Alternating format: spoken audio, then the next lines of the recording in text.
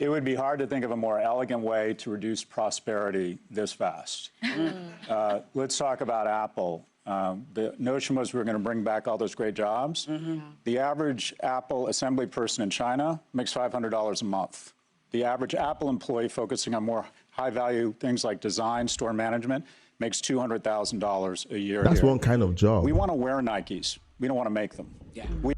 I don't agree. There are people who will work those high-level jobs, but there are also people who aren't as skilled, who need low-level jobs. America isn't made up of people who only have high-level jobs.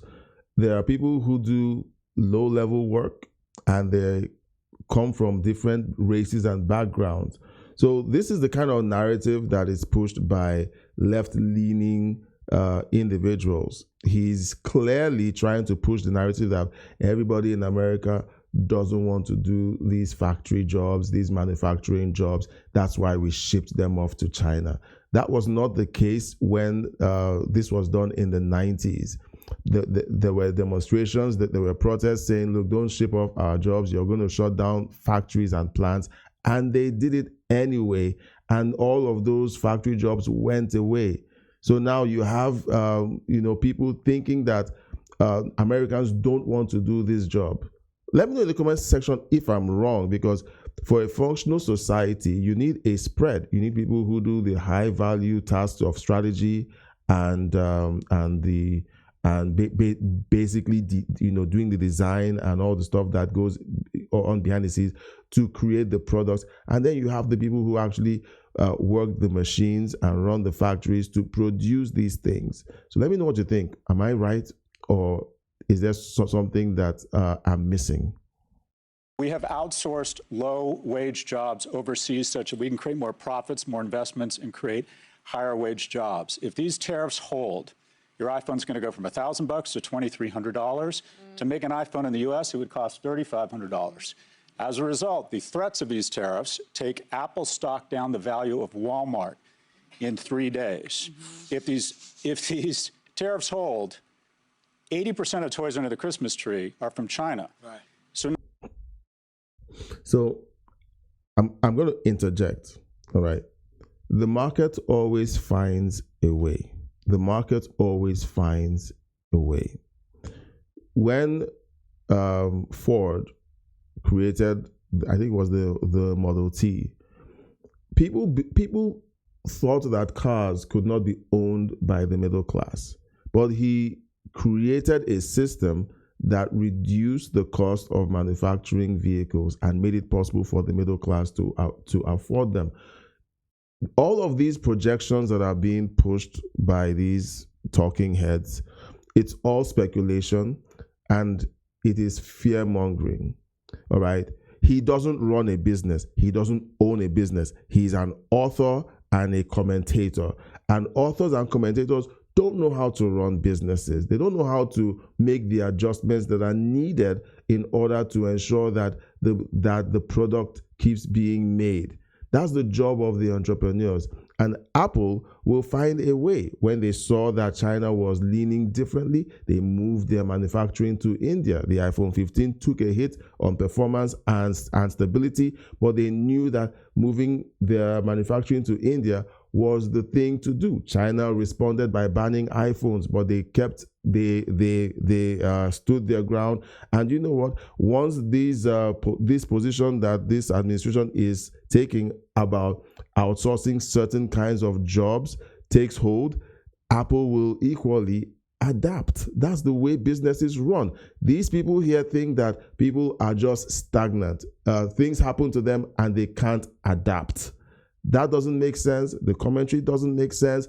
If you think that this is actual reality, let me know in the comment section. But I know for a fact that right now there are strategy meetings in these big companies figuring out, okay, if this situation goes this way, what are we going to do next? They are planning the next 10 steps to ensure that they stay in business. He is projecting Apple stock is going to go down. Apple is planning how we're going to make sure that our stock doesn't go down. And they already have their moves in place. Now, This footage must have been recorded a few days back because there's an update in the news cycle that says that the tariffs are going to exclude certain products that are not being manufactured in America at the moment, like cell phones. So you're looking at the entire situation moving and adapting and making adjustments for situations like this. So now that Trump takes away their talking points of your cell phones are going to be over $2,000, what are you going to do about that? Trump takes that away. Do you know what they're going to do? They're going to say Trump blinked. And then my wife is going to say, you're favoring Trump again.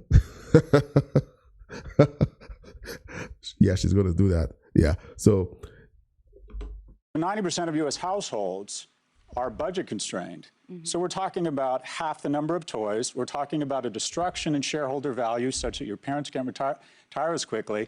And we're talking about the entire world rerouting their supply chain around brand America, which quite frankly right now is toxic uncertainty. What? So they can bypass a series of unpredictable, epileptic, sclerotic decisions where we finally need to acknowledge we have someone at the wheel of the global. Yeah, here we go. Here we go. The TDS is kicking in. Economy that is blackout drunk right now. So where was this guy when the Biden administration was doing what they were doing and the U.S. economy was nosediving? Where was he and his book? Let me know what you think of this clip. Or let me know what you think of his take. Let me know what you think of my reaction to this video. I try to be as non-partisan as I can. I try. I do my best. I do not worship at the altar of Trumpism or MAGA or whatever. No, I do not. I am not a Democrat or Republican. I keep saying this again and again, and people who don't watch the video to this point drop comments. I am not interested in any of the partisan nonsense. I'm only interested in common sense. And when someone speaks common sense, whether they're on the left or on the right, I will say, yeah, that makes sense.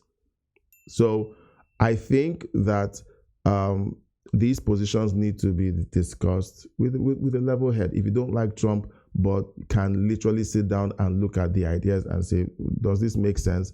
And then look at the results. Many people see the results and they want to say, forget the results, he's wrong. You can't have it both ways. You can't have a result being achieved that is good for the American people and you still say the person who got the results is wrong for getting the results. And that's what we see in the mainstream media. So I think we got to have tough conditions. Tell people to come out of the shadows. If they've committed a crime, deport them. No questions asked, they're gone. If they've been working and are law-abiding, we should say, here are the conditions for you staying. You have to pay a stiff fine because you came here illegally. You have to pay back taxes, and you have to try to learn English, and you have to wait in line. That's racist. That's racist.